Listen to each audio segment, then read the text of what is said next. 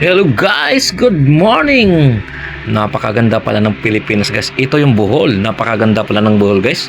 Nako, ito yung viral ngayon guys. Itong Bohol yung nasa taas. Kaya kung ako ang tatanungin nyo kung okay lang ba yan, sa akin ay medyo okay lang siguro yan. Para dagdag attraction guys sa Bohol, mas maganda naman siguro yan pagkagawa. Kung kayo ang tatanungin ko guys, anong masasabi nyo dyan?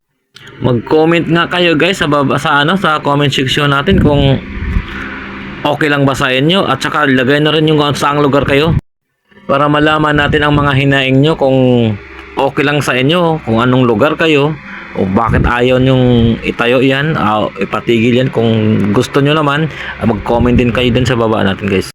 Ano guys, paig ba kayang itigil na lang yan, ipasara na lang yan? Sayang din naman.